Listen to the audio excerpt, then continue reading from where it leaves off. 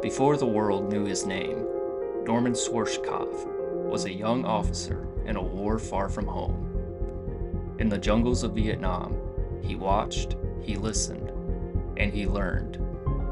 What he saw there would shape the way he led in the future. The only thing good that came out of Vietnam was Schwarzkopf, because he worked for Westmoreland and he saw what incompetence was. So when he did the Iraq war, freedom there, he did it right. So you learn from the past mistakes. Yep, Yeah. much. Norman Schwarzkopf was born in 1934 in New Jersey. His father was a military man who taught him about duty and discipline. Norman followed in his footsteps and went to the U.S. Military Academy at West Point. He trained as an officer and later earned a degree in engineering. But what mattered most to him was being a good leader, someone his soldiers could trust. In the 1960s, Schwarzkopf was sent to Vietnam. At first, he worked as an advisor to South Vietnamese troops. Later, he led American soldiers in combat. He quickly saw something was wrong. The U.S. military had brave soldiers, but the leadership was often confused. Missions were unclear, decisions were slow, politics got in the way of doing what was needed. During the war, Schwarzkopf served under General William Westmoreland, the top U.S. commander. Westmoreland believed in using large numbers of troops and constant attacks to wear down the enemy. It was called Search and Destroy. Schwarzkopf followed orders, but he had doubts. He saw how the enemy kept coming back. He saw villages destroyed, but no lasting progress. He started to believe the strategy wasn't working. He respected Westmoreland as a leader, but also saw problems. Orders from the top were often based on politics, not the reality on the ground. The war became more about body counts than clear results. Westmoreland thrived on body count.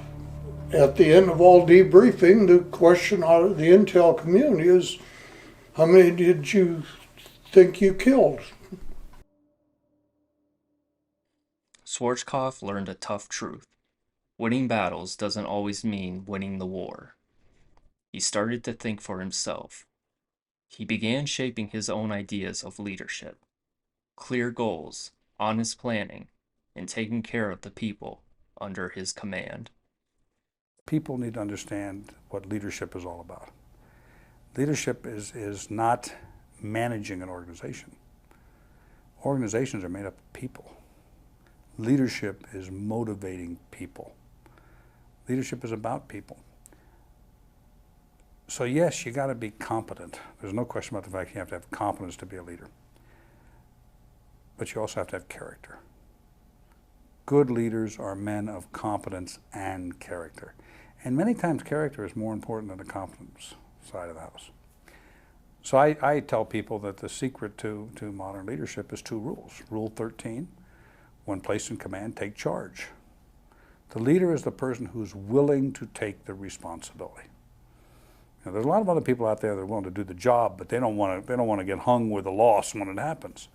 So as a leader, you have to be willing to take the responsibility. You have to be willing to take charge. So Rule 13 says, when placed in command, take charge. After Vietnam, Schwarzkopf stayed in the Army. He took what he learned and worked hard to become a stronger leader. He focused on clear orders, good training, and making sure his troops were ready. He believed leaders should not hide behind desks.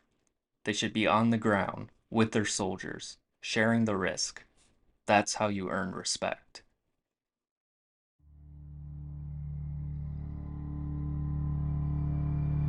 In August 1990, Iraqi forces under Saddam Hussein invaded Kuwait. It is a prescription for war, this Iraqi invasion of Kuwait, the tiny country that is a primary source of oil for much of the Western world. But tonight, the United States, the Soviet Union, Israel, and other powers are concentrating on diplomatic and economic solutions to this surprising and dangerous development. The invasion by 100,000 Iraqi troops backed by air cover and tanks was brutally efficient. Iraq wants control of Kuwait's territory, its oil, and the money that comes with it. The United States, along with many other countries, prepared to stop further aggression. Norman Schwarzkopf was chosen to lead the international coalition.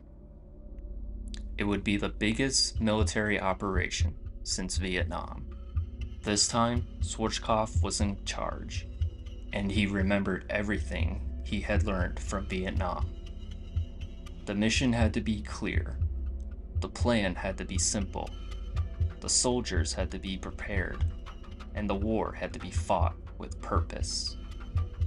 First came Operation Desert Shield. Schwarzkopf built up forces in Saudi Arabia to protect it from a possible Iraqi attack. For months, he oversaw the arrival of tanks, planes, and supplies, and over 500,000 US troops. Soldiers from over 30 other countries joined as well. He worked long hours, he demanded good planning, and he made sure the troops were trained for the desert. He didn't want confusion in the middle of a fight. He wanted his soldiers to know exactly what to do.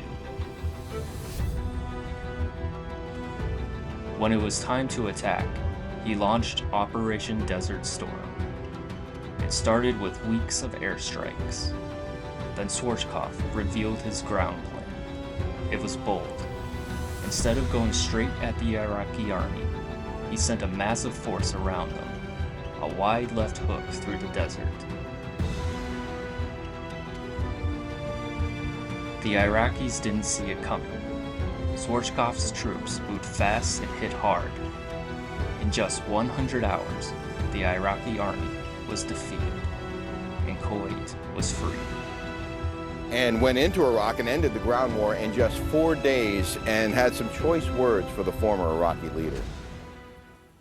As far as Saddam Hussein being a great military strategist, he is neither a strategist, nor is he schooled in the operational art, nor is he a tactician, nor is he a general, nor is he as a soldier.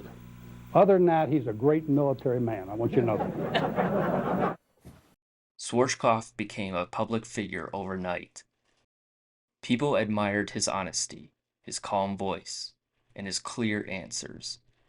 Many of the reports and the pools we've got from your field commanders and the soldiers were indicating that these fortifications were not as intense or as sophisticated as they were led to believe.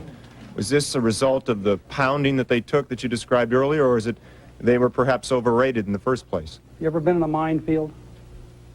No. Because all there's got to be is one mine, and that's intense. Okay? There were plenty of mines out there. There were plenty of barbed wire.